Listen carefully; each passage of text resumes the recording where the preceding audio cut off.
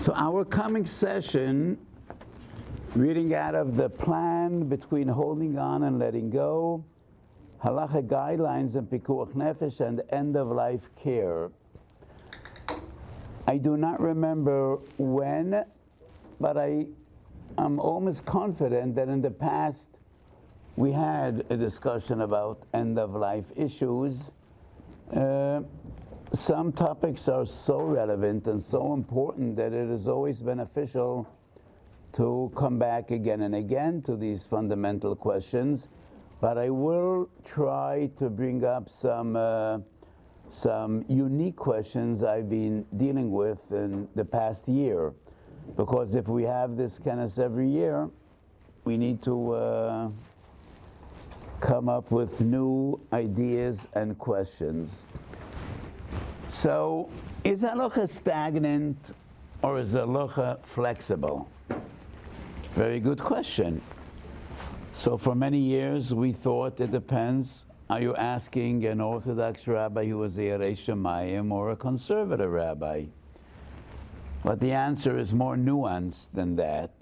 Halacha is extremely rigid on one hand and flexible on the other. It is rigid in the fundamentals. To us, halacha is the word of HaKadosh Baruch Hu. And we don't dictate to HaKadosh Baruch Hu what his title would be. We follow strictly his rules, his guidelines, and his ruling. But on the other hand, as I said in my opening comments today, yes, it is the duty of a posek to find ways to legitimately be done b'koicha de'atera. I think that one of the amazing psukim of our generation, or the generation of our fathers and forefathers, recent generations, is a psak that has become broadly accepted by the entire halachic community, that a terminally ill patient that is in pain is entitled to say, no more.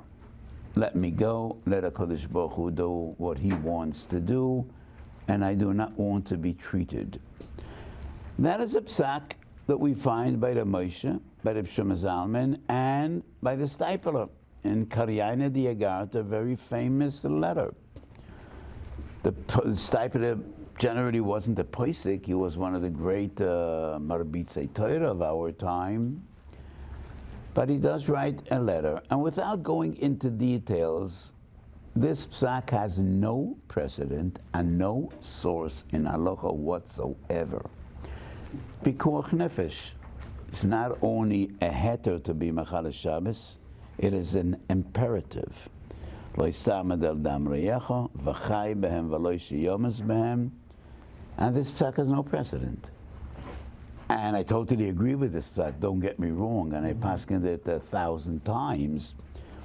But it is an example of a novel psak that comes from the heart, not less than from the mind. So a few relevant questions regarding end of life, terminally ill patients that are suffering.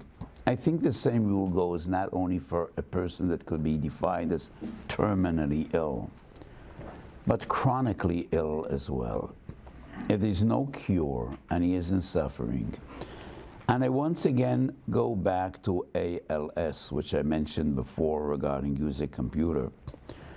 And Rabbi Galat, who is also a doctor and one of the prominent Rabbanim of this community and a dear friend for many years, and we'll see each other Be'ezrat Hashem this weekend in the Chemet conference, told me before that there is a rise in the numbers of ALS patients, maybe due to an older population. So an ALS patient that does not want to be put on a ventilator, because at some stage his lungs will shut down as all the other organs in his body, and I paskin, he is entitled to say so, and we will do his will. Not always could they be defined as terminally ill. Sometimes it's a long agony and a long, torturous process, And there's discussion in the poskim, how do we define chaisha? How do we define chaisha? Many say 12 months. Why 12 months? Treifa lives 12 months. What does treifa have to do with chaisha? No one knows. We're just groping and trying to find definitions when there are none. Others say misnavin v'haylech. But there are so many progressive diseases. Would we say that Parkinson's is chaisha? It's progressive. Misnavin v'haylech cannot be the definition of chaisha. So putting it aside, in my opinion, this halacha is relevant not only to chaisha, but to chronic disease as well. And more than once, I said if an ALS patient does not want to be put on a ventilator, you would not put him on a ventilator. And if he could no longer breathe, he could no longer breathe. So that is one chiddush beyond what the previous gedolim I mentioned, the turnabout terminally ill patients. We're machal Shabbos for a terminally ill patient. So why would a terminally ill patient be different than, I think if there's a chance for a cure, we need to do everything. And if there's a chance of being on a ventilator and living a relatively normal life, I know some people that will die if you take the oxygen off their noses, but they live for many years with oxygen. If you saw recently pictures of a Gon Rav Moshe Sternbuch, he always has this oxygen in his nose for many years now. He's 100 years old and he's functioning with clarity of mind, and it's amazing. God will be a soul, but he's on oxygen. So, two criteria. If there's no cure, he's chronically ill, and his life is pain and suffering, we don't pull the plug. But he is entitled to say, I do not want any additional measures. I do not want to be put on a ventilator, and I paskin that many times. Recently, I had an extremely painful question, and some questions, you have no sources. And all you have to paskin is your seichel and your heart. 15-year-old child is suffering from cancer and is getting chemotherapy. And the child says, no more. I can't bear this anymore, please stop it. His parents want to continue treatment. What do we do? Al pi halacha, a 13-year-old child is just like a 50-year-old man. He's a bar das. Kiddush of kiddushin, gerush of gerushin, kinyon of kinyan, chayev ba'onshin. He's an adult. Chayev Mises Beis. So, would it be his call, or would we follow his parents' wishes? By law, he's still a minor, not al pi halacha. So, Minchas Osher Chelek Aleph, I think there's a fascinating tshuva in which I disagreed with a gadol that was 10 times bigger than me, and that's Moran Arav Yoshev. Could we receive an organ from a donor that is a minor by law? A 15-year-old kid wants to donate a kidney. So kidney donations are extremely popular. I think in this room we have kidney donors, and I say we could never put pressure on a person to donate a kidney, but there's no greater chesed in the world I could imagine. Saving a life and giving a vital organ. It's more than giving $10 million. So would we receive an organ donation from a teenager? And I wrote, no, I do not think so. Why not? Ben Yud Gimel Shonim, a gadol, as I said before, kinyon kinyan, limkor benachlas avoisav ad sheyeh ben esrim. He cannot sell any part of the inheritance of a Yerusha till he's 20 years old. He's a gadol. But in days of yore, the family estate was something very important. It went from one generation to the other. So this is a din d'Rabbanan. He's a gadol kol davar. Limker benechse benachlas avoisav ad sheyehei ben esrem. And Chazal understood this is something of extreme significance. You know, it affects the coming generations. It's something extremely important. And Chazal said, yes, Ben Yud Gimel is a bardas, but some things we would require a higher level of responsibility. And I say, if in the days of Chazal people could donate organs, they would probably say, Litain kilya, or giving away an organ ad sheyehei ben esrem. This is a decision which is irreversible. You gave away a kidney, you're not entitled to ask it back. You can never say, it's my kidney, please, I regret, could I have my kidney back? And this is an extremely significant decision. The Tzitz Eliezer asks kidney donations. And I usually admire that Tzitz Eliezer. He's a Seichel HaYosha and a great Poisek. When he wrote the tshuva, that was probably right. The risk on the donor was extremely high. The benefit to the recipient was questionable. At the time, maybe he was right. But today, the risk for the donor is extremely minimal. I'm talking here very personally. One of the members of my family came to me recently and he said, I'm thinking about donating a kidney. I'm ashamed to say I was horrified. I was afraid. I didn't say no, and I told him or her, whatever you decide, you will have my total support. But I was scared. As a father, I was scared. It's a scary proposition.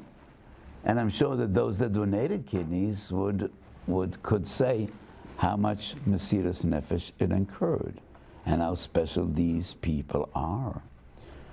It's not a davar poshet at all. So all the kidney donors I know, and I know a lot, and I've encouraged so many of them, they're all doing well, Baruch Hashem. And the vast majority of recipients are doing well. But this is a very serious decision, and I don't think we could get an organ from a teenager who was not equipped to make such a decision. Coming back to the question I asked, the boy says, I could bear this no longer. But the parents, out of the greatest love to their child, it's not that they're indifferent to his pain. Who is the one to decide? Legally, I think it is the parents. But I'm not sure, because there is patient autonomy. I'm not sure what the legal system would say. We never force treatment on a person unless he is totally irresponsible. I had a case in a hospital in Israel. A woman was in the Chadar Leida. What's a Chadar Leida? Maternity ward. In the Chadar, not only the department. Labor and delivery. Yeah, and okay. And the doctor said, Pikuach Nefesh to the mother and child, we need to operate. And she said, my Rebbe said not to operate. And they called me. And the doctor said, the child will definitely die and the mother's life will be in great danger. What are we supposed to do? There is patient autonomy, but there is a vada in a hospital that has the right, if they think the person isn't in a stable state of mind, then they can override when life is in jeopardy. And I said they need to go ahead with the operation. And the operation was successful, and the mother's doing well, and the child was well. But in most cases, when the patient is reasonable, there is patient autonomy. So I wonder legally what the courts would say, what the law would say, if a minor says, I don't want to be treated, I can bear this no longer, and his parents insist he should be treated, I don't know. But al pi halacha, I don't really have sources, and my psak was. If this cancer is curable, and the parents want to go ahead, we should follow the parents. The child is in terrible pain, but the parents see a day after tomorrow, b'siyata d'shmaya, if they will be able to cure this cancer, then he will live a long and productive life. But if he is terminally ill, then we cannot impose pain and suffering. And it's irrelevant that he's young, that he's a child. Why would it be different? So if we really think that he's exaggerating and he's overreacting, that would be one thing. But if he's in severe pain and it's not curable and he's terminally ill, I would say we respect the wish of the child. So this is an example of a question. We do not have any halachic sources. By halacha, 13-year-old child is just like any other individual. But there is something in your heart that says there are decisions that cannot be made responsibly, especially if the parents who care for their child and love him dearly, they should have a say. So the only halachic source I had for both psukim that I just mentioned is the Gemara Limkar Benechse Avois, which means Chazal did recognize, even though a 13-year-old boy is no longer a minor lafi halacha, but there are decisions that require more than that. And these decisions that are life and death decisions, or whether it's an organ donation or treatment for a terminally ill patient, I think should require more. So that was the psak I gave regarding this child. Should he be continually treated or not? And I will be very interested to hear what Rabbi Glat has to say maybe after this session. I was also recently dealt with a question: a kohen wants to donate a kidney. Is he entitled to donate a kidney? Which will necessitate Tumas Kohanim. He's going to need to go into the hospital. And he needs to go into the hospital for preliminary testing, whether he is fitting to be a donor. So he's going to go into the hospital not only for surgery, when he's going to donate his kidney, but at an earlier stage just to verify. So some facilities would enable you to do the test without coming into the hospital, but assuming that every hospital there is Tumas Kohanim, assuming, and they don't do transplants in Israel, only in one or two hospitals, in Beilinson and I think one other hospital, and there is Tumas Kohanim all the time. Could a Kohen donate a kidney? So when it comes to donate the kidney, that is pikuach nefesh. But there's a very well-known tshuva in Chassam Sofer, and the Chassam Sofer deals, could a Kohen be a doctor when we know that he will need to expose himself to Tumas Meis? As a doctor, sometimes people die when you are present under your hands, and that is Tumas Kohanim. And I've been asked so many times by young people who want to be volunteers to Watzala. So the vast majority of calls are not really terrible pikuach nefesh, and even the pikuach nefesh ones hopefully will have a happy end, but it is inevitable that sooner or later you're going to be in a room with a mace. So the Chassam Sofer says, if you are already a doctor, pikuach nefesh overrides everything.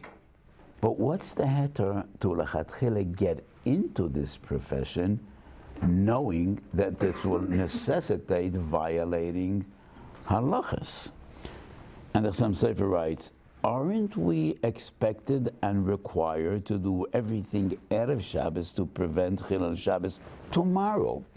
The Chassam Sofer doesn't go into details, but the Mishnah Bruna Reish Memches, very well known, when we're dealing with a person that is wandering in the desert, and there is one day he knows that this is not Shabbos, and that is the 8th day after he embarked on this journey, because Shabbos he wouldn't embark on this journey.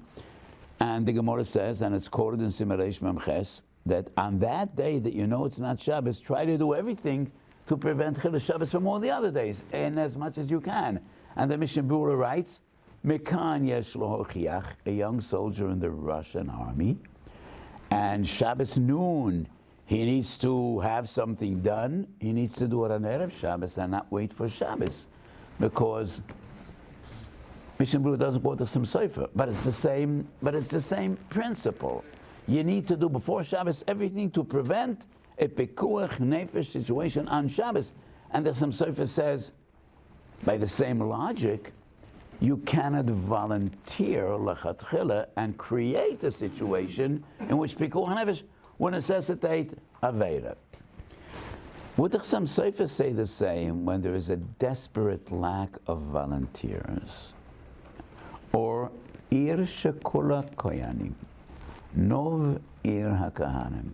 There was a city in Tunis, in Tunisia, which was called Jerba, and the majority of the residents in Jerba were kohanim. Could they have a Hatzalah branch? They're all kohanim. And if there were no kohanim volunteers, there would be no Hatzalah, and they'll all die. You're a kohen, Shlomo? Okay. So, dealing with kidney donations, in all likelihood, with certainty, if you are willing to be a donor, yes, there will be somebody out there that will need your kidney. The need for kidneys will always greatly override, it will be far greater than the number of donors. In Israel, we're losing approximately 50 people every year for lack of kidneys. 50 is a lot for a small country like Israel. There are more than 1,000 people in Israel today waiting for kidneys. And we are proud that the Frum community in America and in Israel leads the entire world in live kidney donors, not by 5%, but by 100% and even more. So for many years, we were degraded and saying, you Frum guys lack compassion, you don't donate organs. And I say, it is far easier to donate your heart when you're dead than to give a kidney while you're alive. Im kol hakavod, don't preach compassion to us. It's far easier to give away your heart when you're dead than giving a kidney while you're alive. And that is the ultimate gift and the ultimate chesed. So coming back to the question of a kohen, yes, the Chassam Sofer says, if there are enough volunteers and you know you're going to be involved in Tumas Kohanim, you can do it. But if there are not enough volunteers, you definitely could. What is the concept of choyle befoneinu?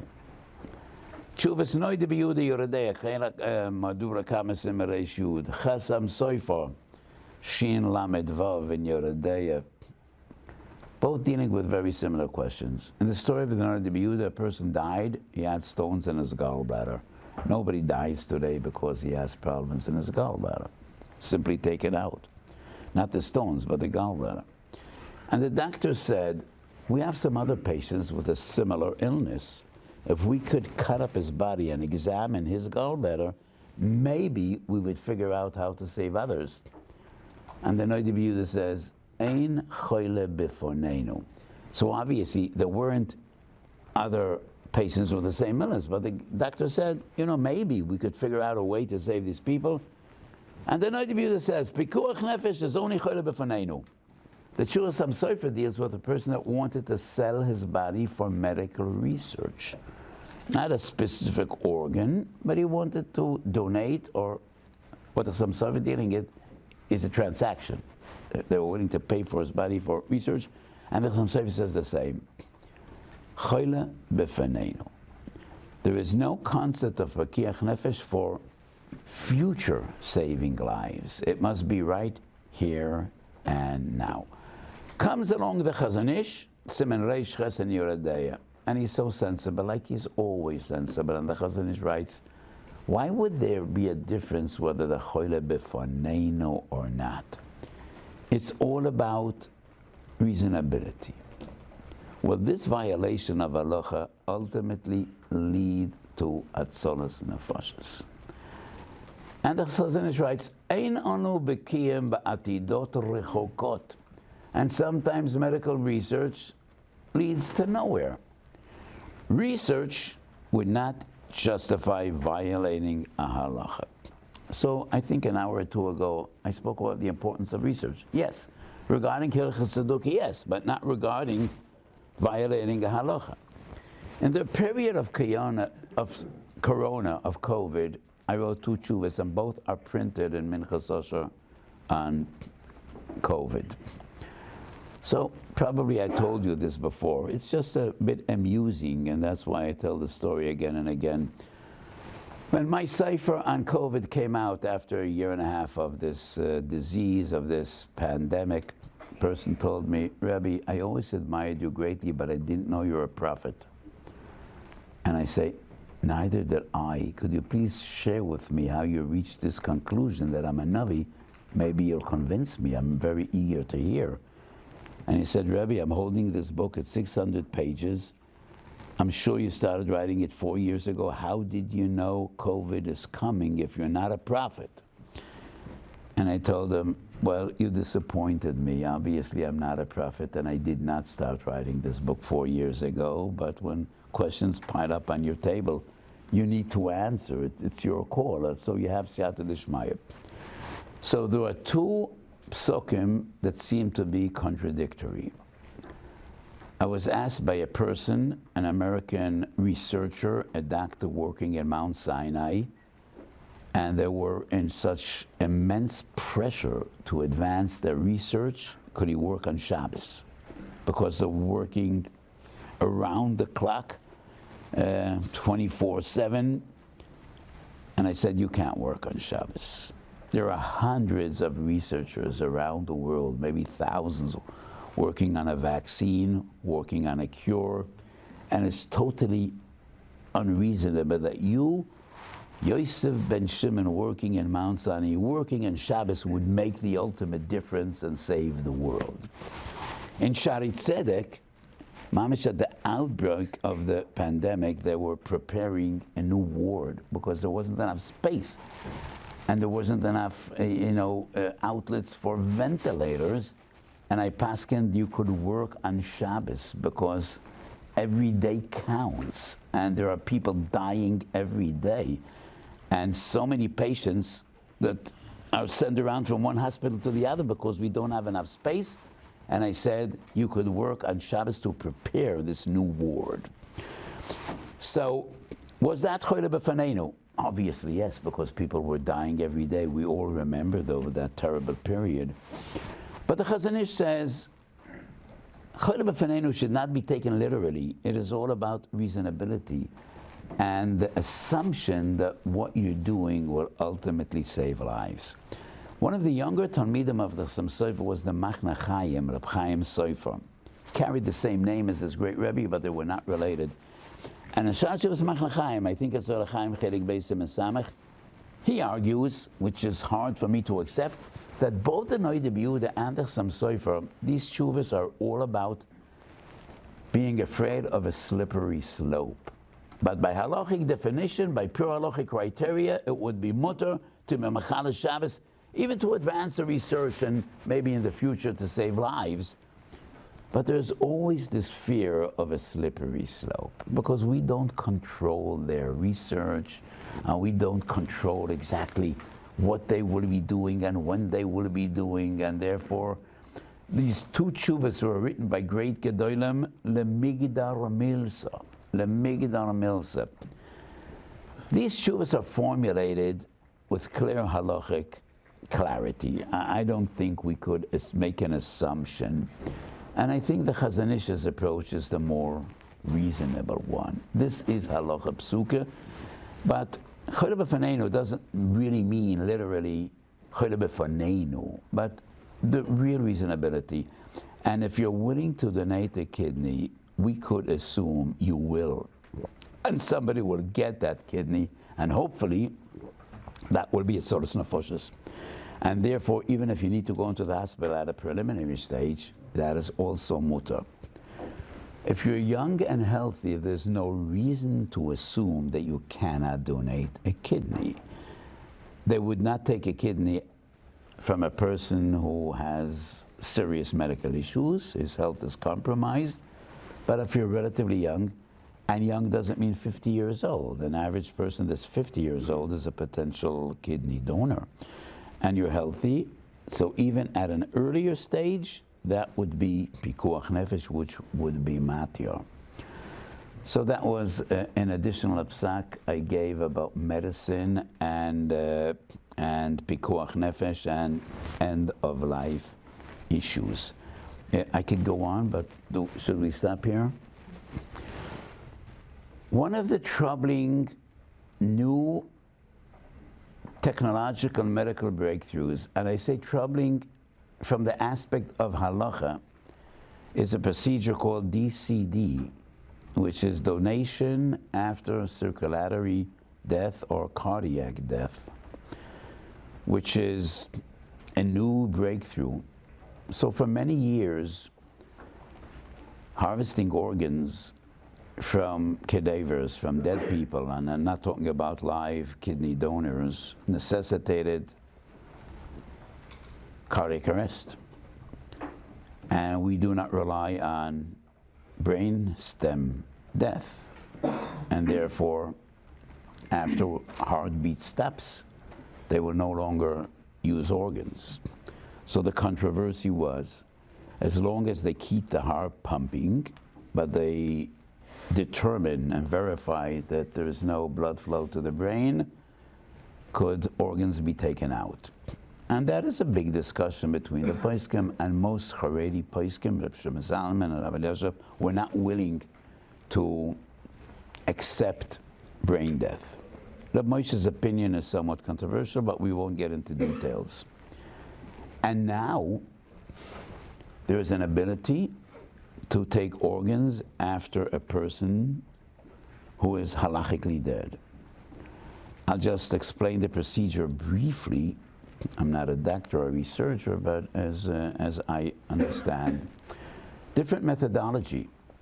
In American institutions which are not adherent to halacha, it would be defined as controlled DCD, in which they decide this person's life is no longer worth much and it's futile, and they would shut down the organs. In Israel, what they're trying to do is, one team is trying to resuscitate the patient, and this team has nothing to do with organ donation. That is a team in the hospital who is responsible for saving people.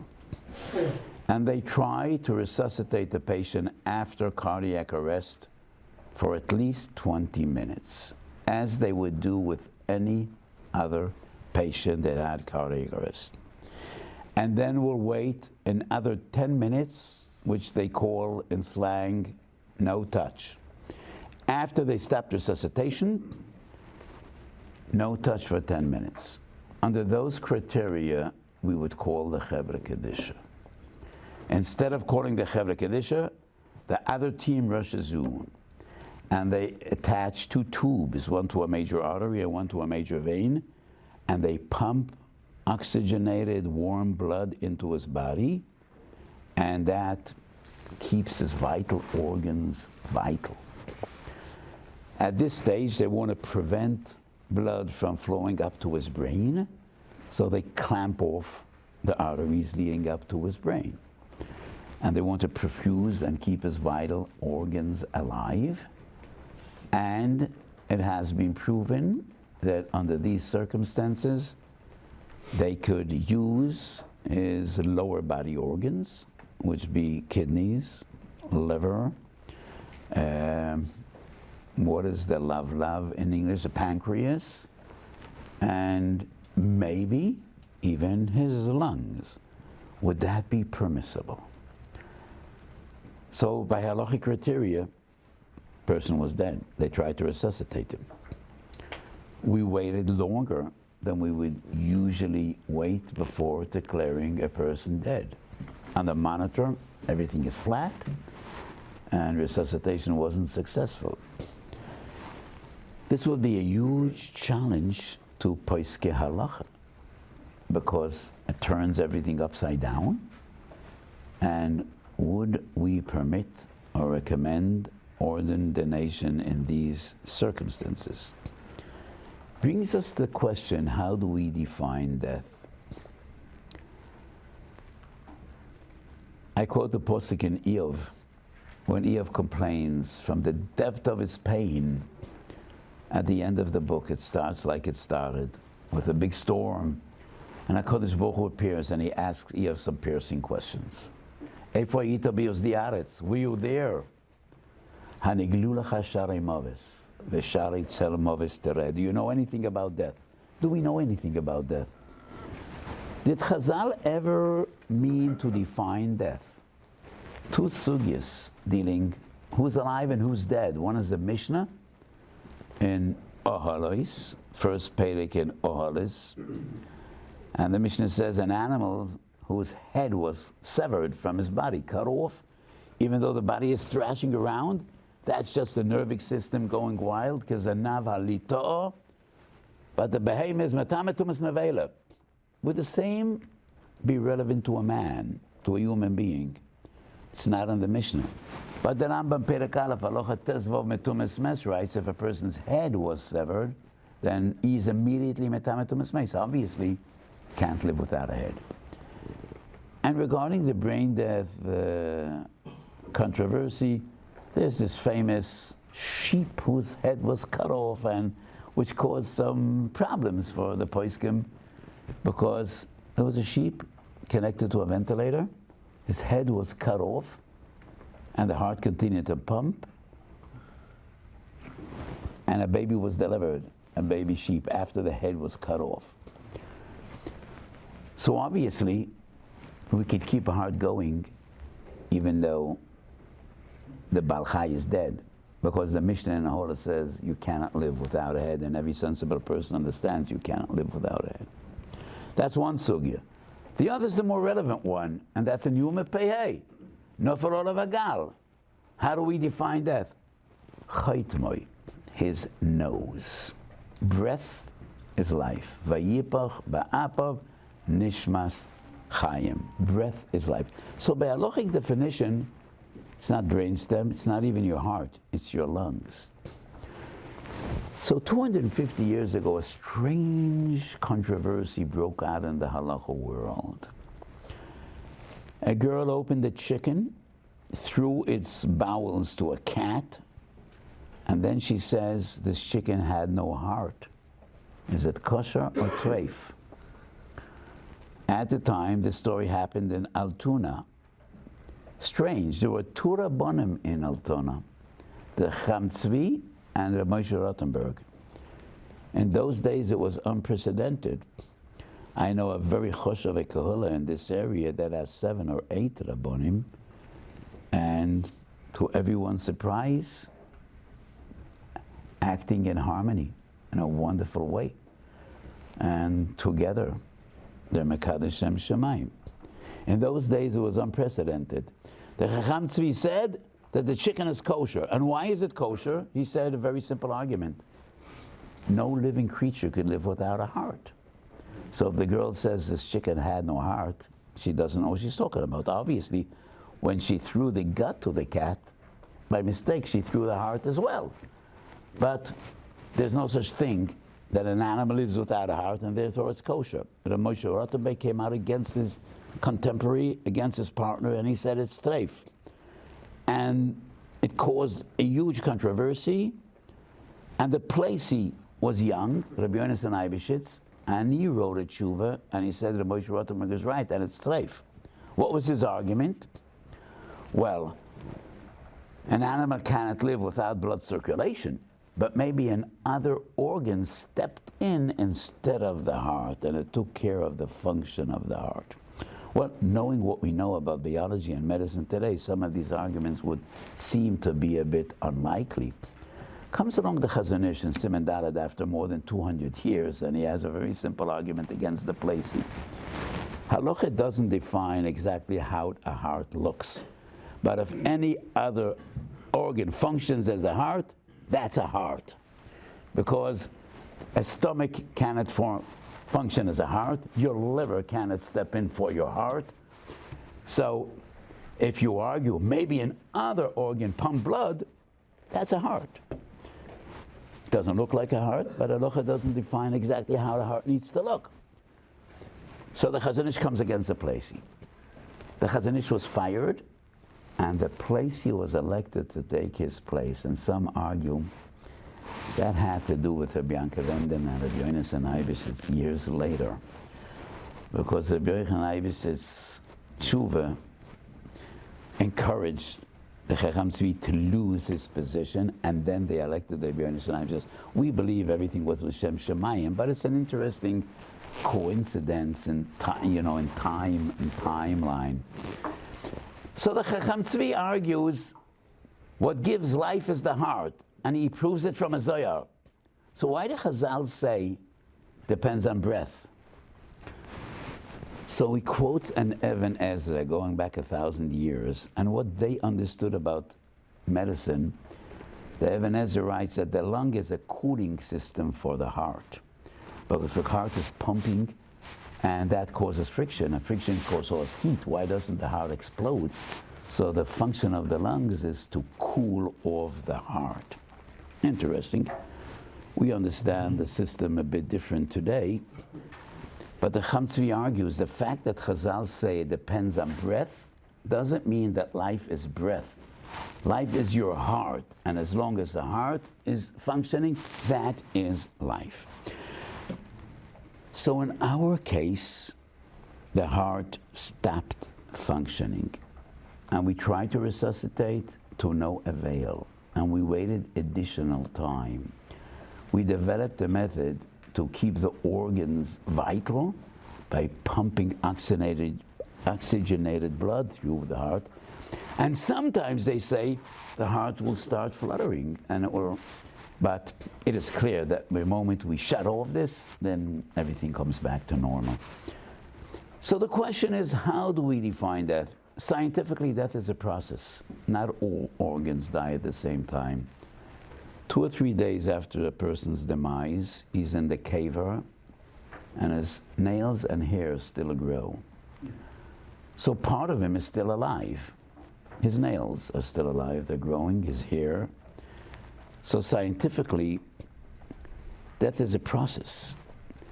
Halachically, did Chazal try to define death, or does halacha dictate when is the stage that we assume a person is dead? If our understanding is when do we assume a person is dead, maybe it depends legabei ma. Legabei tumas meis is one halacha. Regarding Chilul Shabbos is another halacha. And now I'm relating to a different controversy which was far beyond the realms of the Beis HaMedrash. I think it was 1770 when the Duke of Mecklenburg, Friedrich, issued a decree that no dead person should be buried only after 3 days of his demise. Because his Minister of Health Services, maybe he was a bit office wrecker, like another Secretary of Health Services that we heard about. And he said there were many cases in which live people were buried. And it became evident after they were buried, and he tells a story, one coffin, and a person was banging from the coffin, from the inside of the coffin. They opened up his coffin, and he was alive. And it caused a huge outroar in the Jewish community because lo yisole nivlosai, and we try to bury the dead as soon as possible. So Friedrich turned to the greatest Jewish scholar of the time to ask his halachic opinion, and that was Rabbi Yankov Emden. Rabbi Yankov Emden apologizes in a letter that my German is so awful, so he turned to none other than Moshe Mendelssohn to write a letter on behalf of the Jewish community. And Moshe Mendelssohn, are you familiar with the name? You know, he was, in the time, he was probably the very first major figure of the Haskalah movement. In his personal life, he was a medactic b'mitzvahs. He even stood out against the detractors of Yiddishkeit and spoke out on the behalf of the Jewish religion. But in our circles, he is totally out. And he was the first major figure of the Haskalah, and he had extreme status as a philosopher. He was a friend of Immanuel Kant, who was, some define him as the father of modern philosophy. And Rabbi Yankov Emden asked him to write a letter, and Mendelssohn writes 2 letters, one to the Duke, which he says this is against Jewish law, and if you want to respect your Jewish citizens, you cannot issue this decree. And he writes another letter to the Jewish community in which he says, we could live with this decree, and there's no halachic requirement to rush to bury the dead. So, you know, he got it from all sides. The Goyim were angry with him for being incompassionate and burying live people, and the Jews were angry with him. Well, out of respect to Rabbi Yankov Emden, he wrote the letter to the Duke going against this decree, but then his other letter was to the Jewish community. And then we find the Tshuva in Chassam Sofer. I think it's Shin Lamed Ches, and the Chassam Sofer writes, we could be totally calm and confident that a person is dead, 3 criteria. And the Gemara we find only 1. Chassam Sofer writes 3. Munach ke'even doimim, no motion. No breath, no pulse. We need to check his pulse, heartbeat, breath, motion. Those are the 3 criteria of the Chassam Sofer. Maybe the Chassam Sofer wrote this just to plaque it and, you know, for the Goyim, and to say, we are responsible. We care about life as much as anyone else in the world. And if these 3 criteria are met, then we could responsibly assume a person is dead. Maybe that is not really halachic criteria because we don't find it in the Gemara. Or maybe it depends. It depends. Chilul Shabbos, as long as there is no breath, you could no longer be Mechal Shabbos.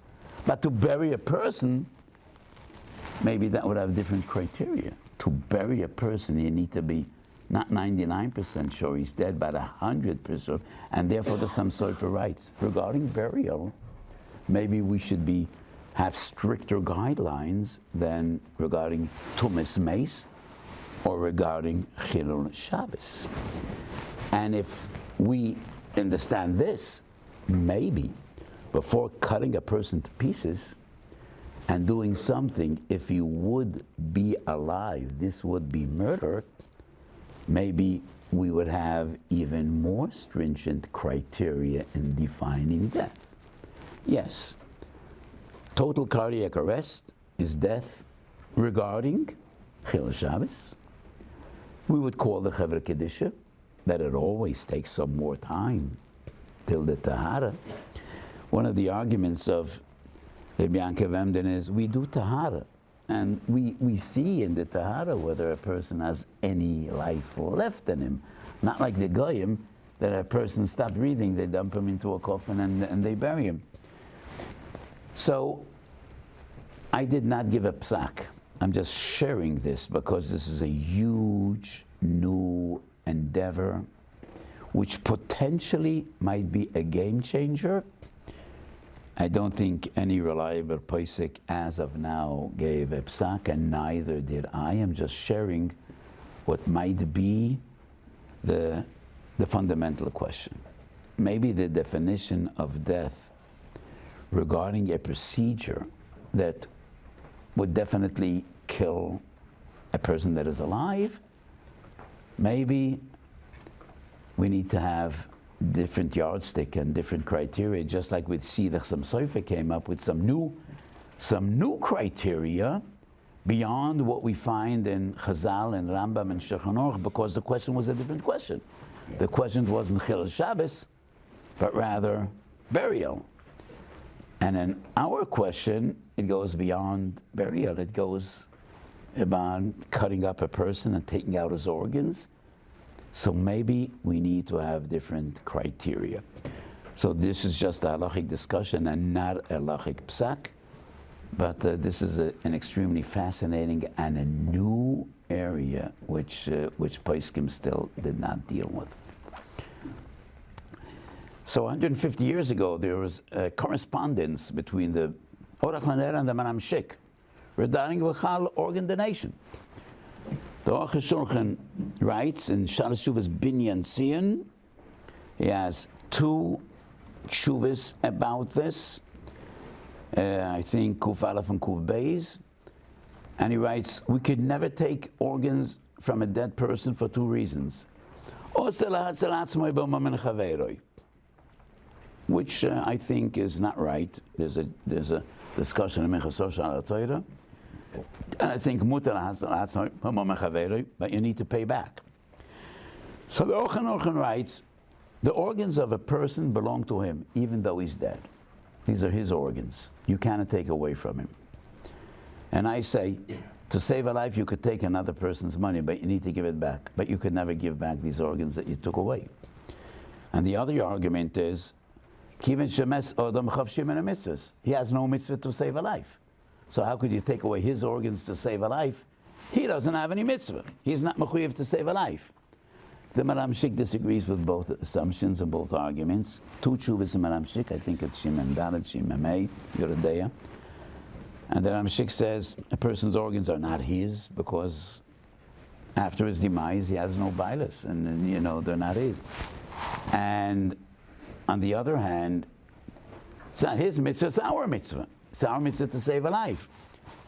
So this discussion is not really that much relevant because we cannot take organs only with the consent of the demise of the person. If he didn't voice his wishes, then the family has authority, but that is a separate discussion. So we discussed the question of end of life, of a child who was terminally ill, which is and then we discussed, could a kohen donate a kidney, and this new procedure, DCD, which is still open, and Gedolei Yisrael will need to deal with this question, which is a very fascinating one.